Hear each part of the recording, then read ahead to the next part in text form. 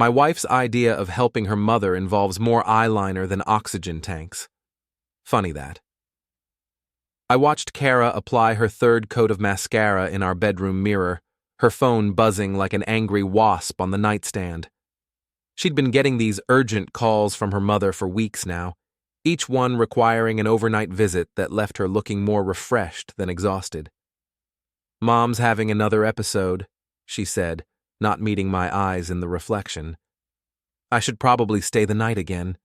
I nodded from the doorway, my coffee growing cold in my hands. "Third time this month. Maybe we should look into getting her some professional help." Cara's hand froze mid-mascara stroke. "She doesn't want strangers in her house, Eli. You know how she is." Right. I knew exactly how Margaret was, sharp as a tack and healthier than most people half her age. Last time I'd seen her at the grocery store, she was hauling 40-pound bags of mulch into her car without breaking a sweat. "I'll be back tomorrow evening," Cara said, grabbing her overnight bag. The same bag she'd packed the night before and somehow forgot to unpack. "Love you." The kiss she planted on my cheek felt like a business transaction, professional courtesy between strangers sharing an elevator. After her car disappeared down our gravel driveway, I sat in my workshop behind the house, surrounded by the tools of my landscaping trade. 23 years I'd been building Weston Landscaping from nothing. Started with a used pickup truck and a borrowed mower. Now I had 12 employees and contracts all over the county. My phone buzzed. Text from Cara. "Made it safe. Mom's worse tonight. Love you." I stared at the message, that familiar itch crawling up my spine. The same feeling I got when I spotted grubs in an otherwise perfect lawn, something eating away at the foundation, hidden but destructive. On impulse, I grabbed my keys. Margaret lived 40 minutes away in the opposite direction from downtown. But instead of heading toward her house, I found myself driving toward the Riverside Inn, the only decent hotel in our small town. Call it intuition, call it paranoia. I'd learned to trust that itch. The parking lot was half empty, typical for a Wednesday night. I parked across the street under a broken streetlight and waited, feeling like a private detective in some cheap novel. The smart thing would have been to go home, crack open a beer, and trust my wife of 5 years. But smart never got me anywhere. Stubborn persistence built my business, and stubborn persistence was about to either prove my paranoia or destroy my marriage. At 9:47 p.m., I saw her. Cara's silver Honda pulled into the hotel lot, and she stepped out wearing the black dress I'd bought her for our anniversary. She moved with purpose, like someone keeping an appointment. My hands gripped the steering wheel until my knuckles went white. Part of me wanted to drive away, to preserve whatever illusion of happiness we'd built together. But the other part, the part that had clawed its way up from nothing, needed to know the truth. Cara disappeared into the lobby. I waited, counting my heartbeats, watching the windows of the second floor light up one by one. Room 237. I memorized the number. 20 minutes passed, then the door to 237 opened, and my world collapsed. My stepson Jake walked out, towel around his waist, looking back into the room with the satisfied grin of a man who'd just gotten everything he wanted. Jake, 24 years old, personal trainer at the local gym, cocky as hell and dumb as a post. I'd helped him get that job, co-signed his apartment lease, even loaned him money when his car broke down last spring. I sat in my truck, engine off, watching my wife and my stepson destroy everything I'd spent 5 years building. The rage came in waves, first hot and immediate, then cold and calculating. They thought they were being clever. Secret meetings, elaborate alibis, probably laughing about how easily they were fooling the old man. They had no idea who they were dealing with. I drove home in silence, my mind already working through possibilities. In landscaping, you learn that some problems require immediate action. A broken sprinkler head, a diseased tree threatening to fall. But other problems, the deep-rooted ones, require patience and planning. This was definitely the second kind. Back in my workshop, I poured 3 fingers of whiskey and opened a fresh notebook. At the top of the first page, I wrote, War Journal, Day 1. Then I started planning their destruction. Tommy Pierce had been my business partner for 15 years, and he could read my moods better than a meteorologist reads storm clouds. When I walked into our office the next morning, he took one look at my face and poured 2 cups of coffee without being asked. "You look like hell," he said, sliding one mug across my desk. "Cara's mom still sick?" Something like that. I opened my laptop and started pulling up bank statements. "Tommy, I need you to do me a favor, and I need you to not ask questions." His weathered face creased into a frown. "What kind of favor?" "The kind that involves removing certain people from our payroll and changing all our account passwords." Tommy had been around long enough to know when to push and when to let things unfold naturally. He nodded slowly. "Jake?" "Among others." We spent the morning systematically locking Cara and Jake out of every aspect of Weston Landscaping. Jake had been working part-time for us during gym off-hours, mostly equipment maintenance and supply runs. Cara handled our social media and some basic bookkeeping. Both had access to company credit cards and petty cash. As I revoked their access, a clearer picture emerged. Over the past 3 months, there had been irregular charges on Jake's company card, hotel rooms, expensive dinners, even a weekend trip to Boston that he'd claimed was for a fitness certification course. "Snake has been funding his affair with our money," I muttered, printing out the statements. Tommy looked over my shoulder. "How long you known?" "Since last night." I leaned back in my chair, studying the evidence spread across my desk. They'd been playing me for months, maybe longer. "What's the plan?" Before I could answer, my phone rang. Jake's name flashed on the screen. I let it go to voicemail, then played the message on speaker. "Hey, Eli, it's Jake. Listen, I know this is weird, but I can't get into my work email, and my company card got declined at the gas station. Can you give me a call? Thanks, man." Tommy raised an eyebrow.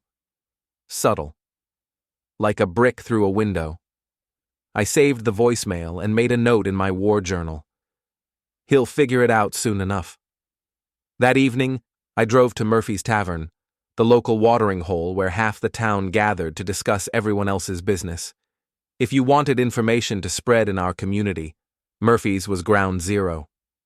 I took my usual seat at the bar and ordered a beer, making sure to look appropriately troubled. It didn't take long for the vultures to circle. "You okay, Eli?"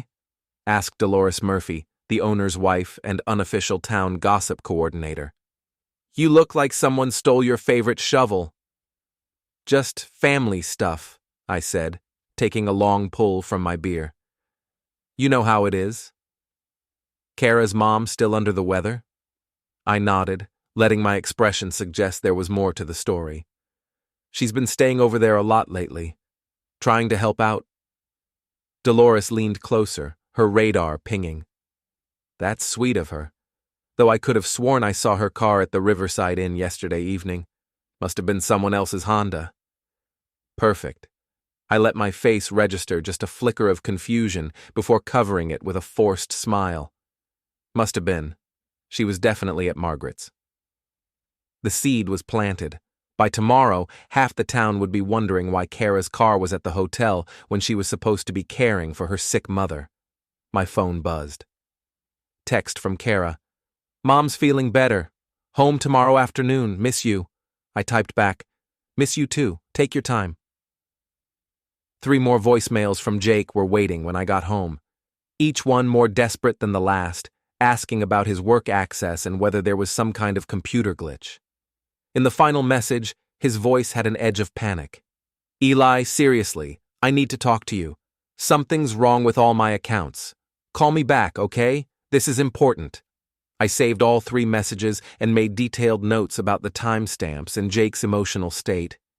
Then I opened my laptop and started researching private investigators and divorce attorneys. If they wanted to play games, I'd show them how a real player operated. But first, I needed more evidence. The hotel footage would be crucial, but getting it wouldn't be easy. The Riverside Inn wasn't exactly known for its security protocols, but they wouldn't just hand over surveillance videos to a suspicious husband. Unless, of course, I found the right leverage. I'd heard through the landscaping grapevine that the hotel's manager, Mrs. Blevins, had been having issues with the property's irrigation system. Their front lawn looked like a patchwork quilt of brown spots and overwatered sections. Sometimes the best revenge starts with offering to fix someone's sprinklers. Mrs. Blevins was a woman in her 60s with steel gray hair and the bearing of someone who'd spent decades managing other people's messes. When I knocked on her office door at the Riverside Inn the next morning, she looked up from a pile of invoices with the expression of someone expecting more bad news. "Mr. Weston, isn't it? You do the landscaping for the Patterson place down the road." "That's right. I couldn't help but notice your irrigation system could use some attention. Thought I might offer my services." Her eyes lit up. "Don't get me started on that disaster. The previous company installed everything wrong, and now half my lawn looks like the surface of Mars." We spent 20 minutes walking the property, during which I diagnosed the problems, and quoted her a price that was roughly half what any other company would charge. By the time we returned to her office, Mrs. Blevins was ready to canonize me. "You're a godsend," she said, pulling out a work order form. "When can you start?" "Tomorrow morning, though I have to ask. I'm going through some personal issues right now, and I might need a small favor in return." Her expression shifted to maternal concern. "What kind of favor?"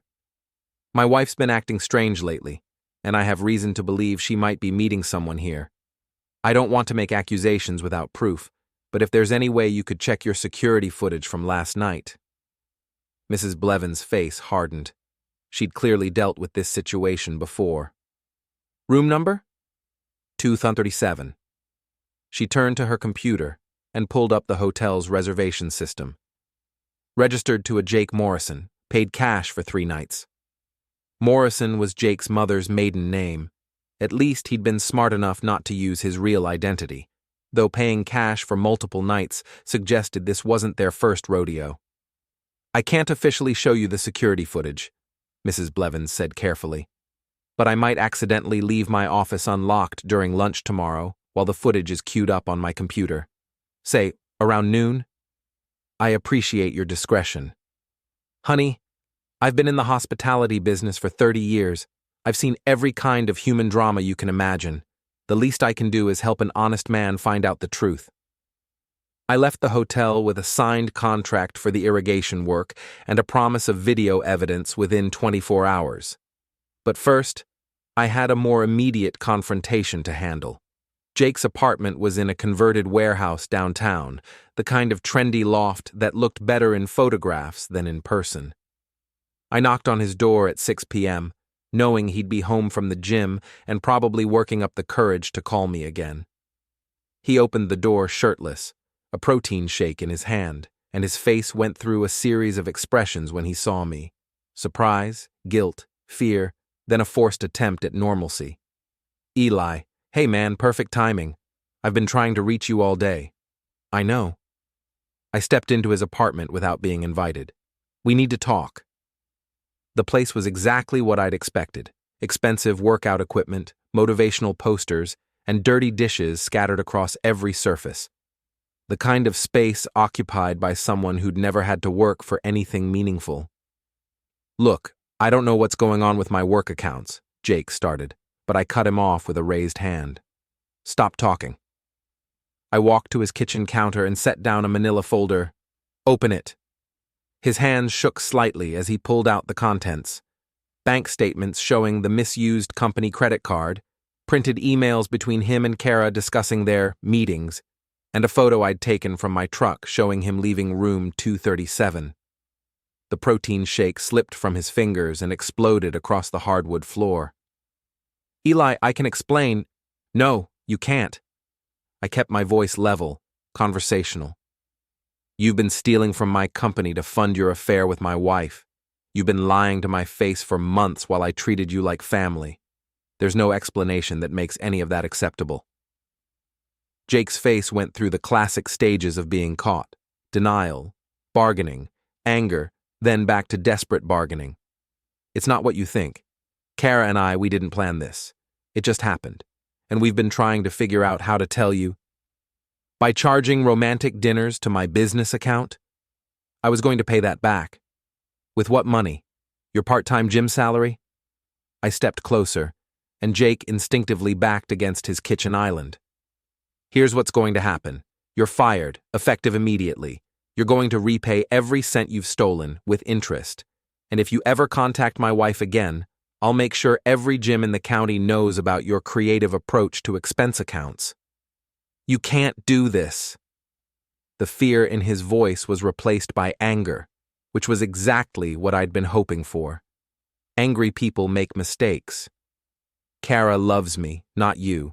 She told me your marriage has been over for years. I smiled, and something in my expression made him take another step backward. Jake, you're 24 years old, with the emotional intelligence of a houseplant. You think this is about love? I gestured around his apartment. This is about a bored woman having fun with a pretty boy who's too stupid to realize he's being used. That's not true. When's the last time she stayed here overnight? When's the last time you two went anywhere public together? When's the last time she introduced you to any of her friends as anything other than her husband's employee? Each question hit its mark. I could see the doubt creeping into his eyes, the realization that maybe he hadn't been as important to Cara as he'd thought. She's going to leave you, he said, but the conviction was gone from his voice. Maybe she will, but she's not going to end up with you. I collected my folder and headed for the door. Oh, and Jake? I'd start looking for a new job. Word travels fast in this town. I left him standing in his kitchen, surrounded by the wreckage of his protein shake and his delusions. One down, one to go. Cara returned home the next afternoon with flowers from her mother's garden and a detailed story about Margaret's miraculous recovery. She'd clearly spent time crafting her alibi, complete with specific medications and doctor visits that sounded almost believable. I let her talk while I made dinner, nodding at appropriate moments and asking follow-up questions that I knew she couldn't answer accurately. It was fascinating to watch someone dig their own grave with such enthusiasm. "How's Jake doing?" she asked casually while setting the table. "I noticed he hasn't been around the office lately." I had to let him go. I kept my voice neutral, focused on stirring the pasta sauce. "Caught him misusing company resources." Cara's fork clattered against her plate. "What kind of misuse?" "The expensive kind. Turns out he's been charging personal expenses to his company card for months. Hotels, dinners, trips." I turned to face her, studying her expression. "I'm thinking about pressing charges." The color drained from her face. "That seems harsh. Maybe he just made some mistakes." "Mistakes?" I sat down across from her, my own dinner untouched. "Cara, he stole over $3,000. That's not a mistake, that's a crime." She pushed food around her plate, clearly calculating her next move. "I just think, he's young. People make bad decisions when they're young." "Absolutely. The question is whether they learn from the consequences or keep making the same bad decisions."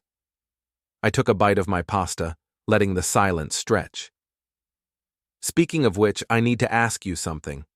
Her entire body tensed. "What?"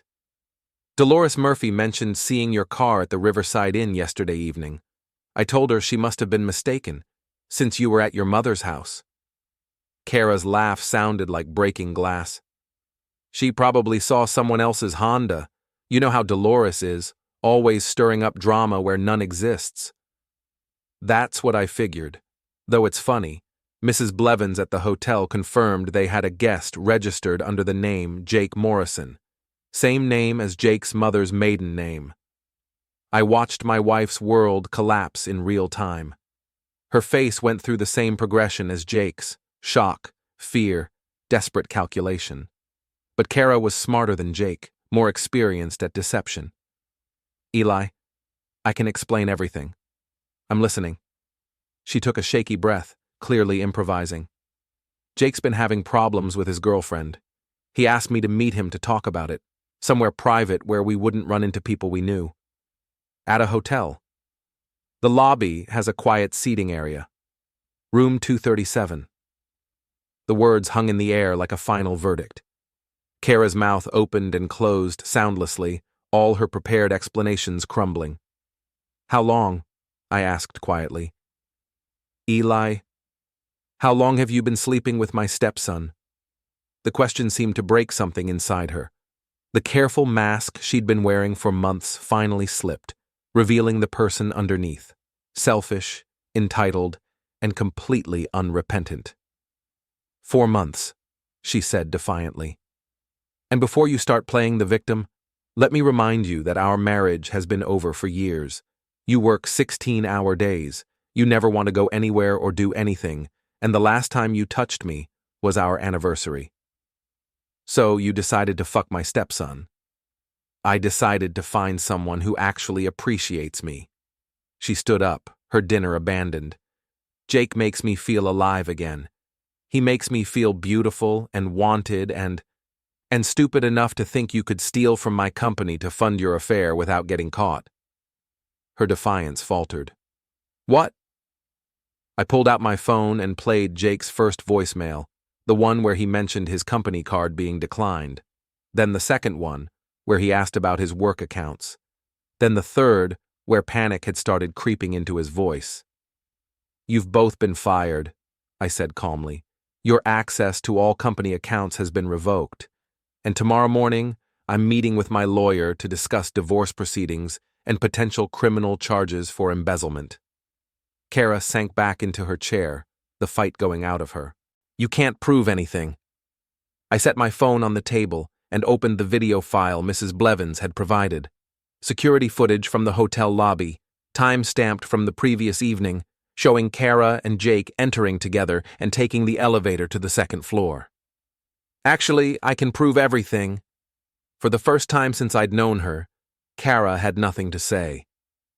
The next morning, I called an all-hands meeting at our company headquarters, a converted barn on the outskirts of town that housed our equipment and served as our administrative center. All 12 employees gathered in the main workshop, curious about the unusual assembly. Tommy stood beside me as I addressed the group, his presence lending weight to what I was about to announce. "I want everyone to hear this directly from me," I began, looking each employee in the eye. Effective immediately, Jake Morrison and Cara Weston are no longer associated with Weston Landscaping in any capacity. They've been terminated for misuse of company resources and violation of trust. A murmur went through the group. Jake had been popular with some of the younger crew members, and everyone knew Cara as my wife. I know this might come as a shock, but I have evidence of systematic theft and fraud that I'll be turning over to the authorities. If anyone has questions about their own job security or the company's stability, please see me privately after this meeting. I dismissed the group, knowing that within hours the news would spread through our small town like wildfire. In a community where everyone knew everyone else's business, public disgrace was often more devastating than legal consequences. My phone started ringing before I'd even finished cleaning up the meeting area. First call was from Margaret, Cara's mother, demanding to know why her daughter was sobbing hysterically about some misunderstanding with hotel records. "There's no misunderstanding, Margaret. Your daughter has been having an affair and stealing from my business. I have video evidence and bank records." The silence stretched for nearly 30 seconds before Margaret spoke again, her voice small and defeated. "Oh, Cara, what have you done?" The second call was from Jake, begging for a meeting to work things out. I let it go to voicemail, then saved the message with all the others. His desperation was becoming a valuable record of guilt and consciousness of wrongdoing. By evening, Murphy's Tavern was buzzing with speculation and gossip. I made my usual appearance, playing the role of the wronged husband with just the right mixture of dignity and wounded pride. "Heard you had some personnel changes at the company," said Bill Morrison, one of our regular customers and ironically no relation to Jake despite the shared name. Sometimes you discover that people you trust don't deserve that trust, I replied, nursing my beer. It's disappointing, but you deal with it and move forward. Takes a strong man to handle that kind of betrayal professionally, added Dolores Murphy, clearly fishing for more details. Some people would have handled it differently. Some people don't build their business on reputation and integrity, I said. I'm not going to let anyone else's poor choices destroy what I've spent 20 years building. The conversation continued around me, each person adding their own speculation and commentary. By closing time, the official story was set. Eli Weston had discovered his wife's affair and handled it with class and professionalism, while the cheating wife and her lover had been exposed as thieves and liars. In our small town, that kind of narrative had real power. It would follow Cara and Jake wherever they went, making employment difficult and social acceptance nearly impossible. But I wasn't finished with them yet. 3 days after the public revelation of their affair, Cara moved out of our house and into a cheap motel on the other side of town. Jake had been evicted from his apartment for non-payment of rent. Apparently, losing his primary source of income had immediate financial consequences. I'd changed all the locks and installed security cameras around the property, partly for protection and partly because I suspected they might try something desperate. Cornered animals often make predictable mistakes. I was right. On Friday night, during a thunderstorm that knocked out power to half the county, my security system's battery backup captured 2 figures breaking into my workshop through a side window. The infrared footage clearly showed Cara and Jake moving through the space with flashlights, searching for something valuable enough to steal. Instead of calling the police immediately, I called Tommy. "They're in the workshop," I said quietly into my phone, watching the live feed from my kitchen. "Bring your truck around to the back entrance, but keep your lights off." On my way. Tommy and I had discussed this possibility. He'd been skeptical that they'd be stupid enough to actually break in, but I knew desperation made people do things they'd never normally consider. Cara had expensive tastes and no income. Jake had bills to pay and no prospects. Together, they were a volatile combination of entitlement and panic. We waited in the darkness outside the workshop, listening to them argue in hushed voices about which equipment would be easiest to sell. When they finally emerged, carrying a commercial-grade leaf blower and several expensive hand tools, Tommy and I stepped into their path. "Evening, folks," I said conversationally, as if we'd run into each other at the grocery store. "Doing a little late-night shopping?" Cara dropped her flashlight, which shattered on the concrete. Jake clutched the leaf blower tighter, as if possession might somehow make the theft legal. "Eli, this isn't what it looks like," Cara started, but I cut her off. "It looks like breaking and entering, burglary, and violation of the restraining order my lawyer filed yesterday afternoon." I pulled out my phone and showed them the screen. "Should I call the police now, or do you want to put my equipment down and walk away?" "We weren't stealing," Jake said, his voice cracking with stress. "Cara just needed to get some of her personal things." "From my workshop?" "What personal things? Your collection of socket wrenches?" Tommy stepped forward, his bulk and weathered face adding menace to the situation. "Boy, I've been in construction for 30 years. I know the difference between someone collecting personal items and someone stealing tools to pawn." The fight went out of them. Jake set down the leaf blower with shaking hands, while Cara seemed to deflate like a punctured tire. "We're broke," she whispered. "I can't even afford the motel room for another week." "That's what happens when you burn all your bridges," I replied. "Actions have consequences." "Please, Eli. I know I messed up, but I'm begging you, don't press charges. I'll disappear. You'll never see me again. Just please don't send me to jail."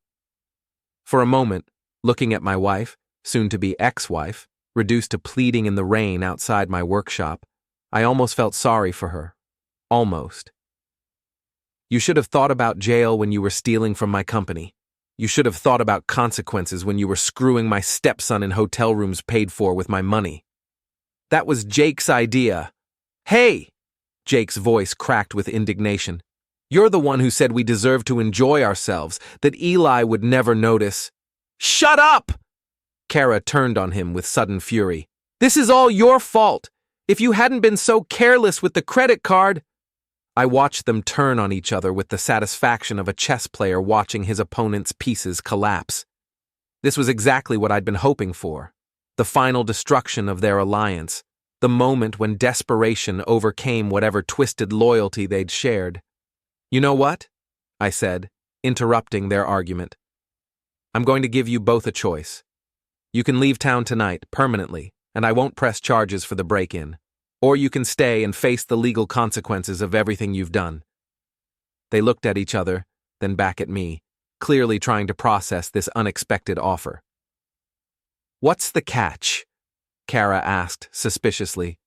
"No catch, but if I ever see either of you in this town again, if you ever contact me or anyone associated with my business, if you ever try to come back and restart your lives here, I'll make sure every potential employer, landlord, and social contact knows exactly what you did."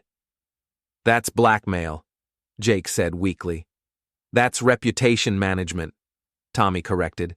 "In a small town, reputation is everything. You two burned yours to the ground." The storm was intensifying, and we were all soaked through. But none of us moved, understanding that this moment would determine how the rest of their lives played out. "Fine," Cara said finally. "We'll leave. Tonight. Tonight." I watched them walk away into the rain, two figures disappearing into the darkness like the mistakes they'd always been. Tommy and I secured the workshop and returned to the house, where I poured us both generous glasses of whiskey. "Think they'll actually leave?" he asked. "They don't have a choice. I've made sure of that."